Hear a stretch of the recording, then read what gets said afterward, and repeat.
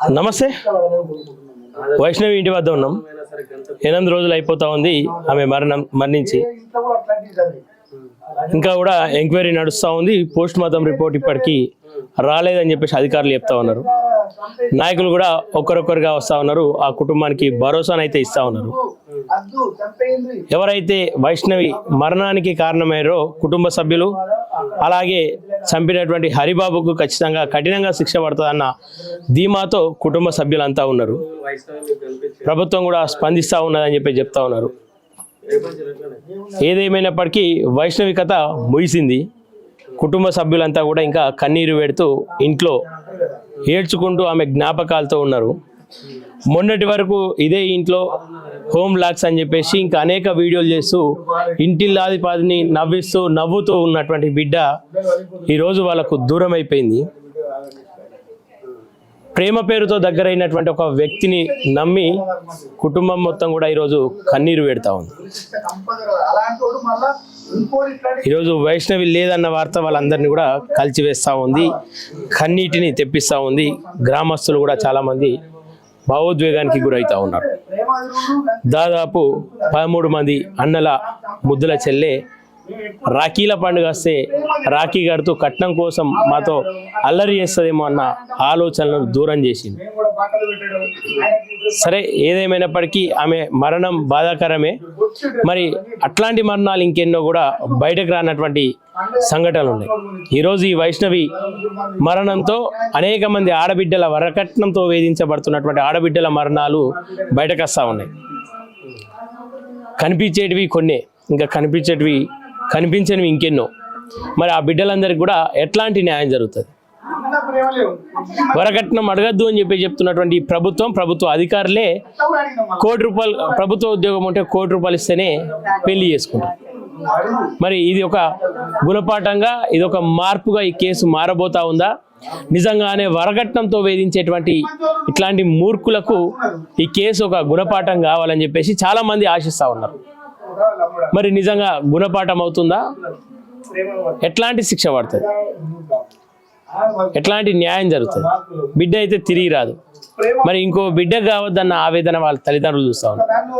మరి ఈ బిడ్డ కేసుతో ఇంకెంతో మంది బిడ్డల కేసును ముడివేసి అట్లాంటి వాళ్ళందరికీ కూడా శిక్షించే ఆస్కారం ఉందంటారా? మరి ఏం జరగబోతా ఉంది? కేసు ఇంకా కూడా మిస్టరీగా ఉంది. చెప్పిన మాటలే చెప్తూ తల్లిదండ్రులు బాధపడుతూ ఉన్నటువంటి సందర్భాలు. ఇప్పటి వరకు ఎట్లాంటి ఎంక్వైరీకి కుటుంబ సభ్యులను పిలవలే. మరి ఏం జరుగుతూ ఉంది ఈ కేసులో? తప్పించేటువంటి ప్రయత్నాలు ఏమైనా జరుగుతూ ఉన్నాయన్న ఆలోచనలు కూడా కనిపిస్తూ ఉన్నాయి.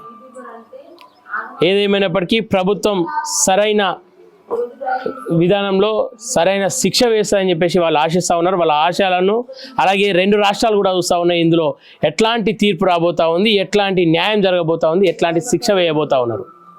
మరి 2 రాష్ట్రాల ప్రజలు ఈ కేసు ఏదైతే ఉందో దీన్ని ఒక గుణపాఠంగా ఎవరైతే వేధిస్తూ ఉన్నారో వాళ్ళకు చెప్తారని అయితే ఆశపడతా ఉన్నారు, ఆలోచిస్తూ ఉన్నారు. చూడాలి. మరి ఇప్పటికీ వారం గడిచిపోతూ ఉంది, కేసు నడుస్తూ ఉందని చెప్పి చెప్తా ఉన్నారు.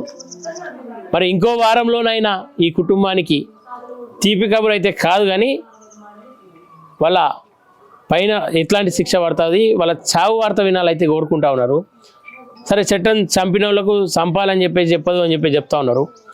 ఇదే దిశ కేసులో ఇదే రాష్ట్రంలో ఇదే చట్టాల మధ్యలో వాళ్ళ బిడ్డను చంపిరని చెప్పగానే రాత్రికి రాత్రి ఎంక్వైరీ అని చెప్పేసి ఎన్కౌంటర్ చేసి దాదాపు 4గురిని చంపేసింది ప్రభుత్వం. దాన్ని రాష్ట్ర ప్రజలంతా కూడా ఆహ్వానించారు. సరే, మరి మా బిడ్డలు కూడా అనేక మంది ఇట్లాగే రేపులకు గురవుతూ ఉన్నారు, ఇట్లాగే దారుణాలకు గురవుతూ ఉన్నారు, ఇట్లాగే చచ్చిపోతూ ఉన్నారు. మరి వాళ్ళ సావులకు కూడా ఎందుకు ఎంక్వైరీలు లేవని చెప్పేసి చాలామంది అడుగుతూ ఉన్నారు. సజర్నాథ్ లాంటి వాళ్ళు మరి ఇక్కడ ఎందుకు రావట్లేదు? అక్కడ ఎన్కౌంటర్లు జరిగి చంపేస్తూ ఉన్నారు. మరి మా బిడ్డల సావులకు కారణమైన వాళ్ళను ఎందుకు ఎన్కౌంటర్ చేస్తలేరు, కనీసం శిక్షణ అయినా వేస్తలేరు అని చెప్పేసి అడుగుతూ ఉన్నారు. మరి ఈ కేసులో చివరిగా ఎట్లాంటి న్యాయం జరుగుతుందో వేచి చూడాల్సిన అవసరం ఖచ్చితంగా ఉంది. ఈ కేసు నుండి అనేక మంది అయితే ఇన్స్పైర్ అవుతారు అన్నది వాస్తవం. ఎందుకంటే లక్షల మంది ఈ కేసులో ఏం జరగబోతా ఉందని చెప్పేసి ఎదురు చూస్తూ ఉన్నారు.